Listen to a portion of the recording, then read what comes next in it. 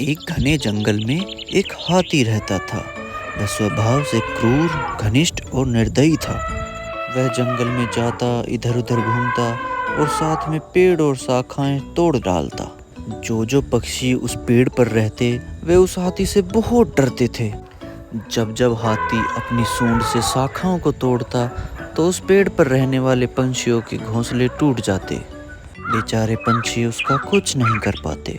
जंगल में हाथी ने चौतरफा तबाही मचा दी थी। इतना ही नहीं, शेर और बाघ भी उससे दूर ही रहते थे। जंगल के सभी जानवर उस हाथी से परेशान हो गए थे, लेकिन चाहकर भी वे कुछ नहीं कर पा रहे थे। उसी जंगल में एक चतुर बंदर भी रहता था। उसे हाथी के बारे में सब पता था। उसने एक जंगली जानवरों की सभा बुलाई और कहा, इस दुष्ट हाथी का कुछ करना होगा।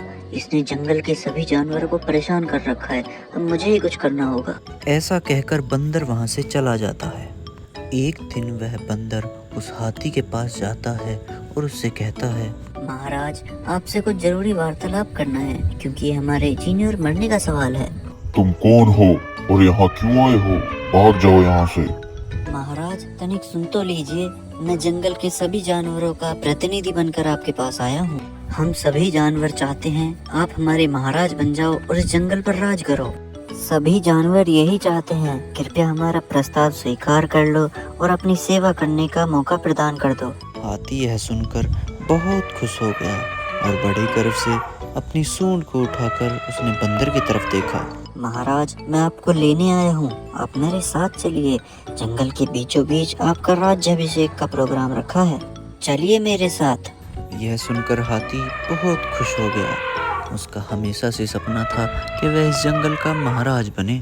उसने सोचा कि राज्याभिषेक उसके लिए गर्व की बात है, इसलिए वे उस बंदर के साथ चलने के लिए तैयार हो गया। चलिए महाराज, सभी जानवर आपका बेसब्री से इंतजार कर रहे हैं। मेरे पीछे पीछे आ जाइए। वे दोनों जंगल के रास्ते चलने लगे, आगे आगे बंदर और पीछे पीछे हाथी। चलते चलते वह दोनों एक दलदल वाले तालाब के पास आ गए। बंदर का वजन कम था, इसलिए वह आसानी से निकल गया। हाथी भी उसी दलदल से आगे बढ़ने लगा, पर हाथी का वजन ज्यादा था। वो उस दलदल में और फंसता चला गया। वह घबरा गया और बंदर से बोला, मित्र मेरी मदद करो। मैं इस दलदल में फंसता चला जा रहा हूँ। मेरी मदद करो। अब मेरे राज्याभिषेक समारोह का क्या होगा? तुम्हारे सभी साथियों को यहाँ बुलाओ, मुझे इस दलदल से निकालने के लिए। अपने होने वाले महाराज की मदद करने के लिए सभी जानवरों को यहाँ बुलाओ। मैं तुम्हारी कोई मदद नहीं करने वाला। तुम इसी लायक हो। तुम्हें कुछ पता भी है तुमने जंगल के प्राणियों के साथ कितना बुरा व्यवहार किया है? तुमने पेड़ की शाखाएं तोड़ी। उन शाखाओं पर छोटे छोटे पंछियों के घोंसले और अंडे थे। तुमने बेजुबान छोटे छोटे जानवरों को अपने पैरों तले कुचल दिया। बड़ी बेरहमी से मार दिया। हम सब रो रहे थे, दया की भीख मांग रहे थे, पर तुमने कुछ भी तरस नहीं खाया और अब तुम तुम्हारी जान की भीख मांग रहे हो। मुझे ये बताते हुए खेद है कि तुम्हारा राज्याभिषेक नहीं हो सका, पर तुम्हारा दाह संस्कार जरूर होगा। मैं तुम्हारी कोई मदद नहीं करूँगा। अलविदा।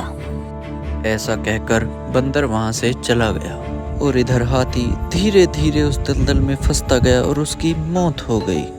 तो दोस्तों, इस कहानी से हमें ये पता चलता है कि अत्याचारी को भी उसकी कयामत भोगनी पड़ती है।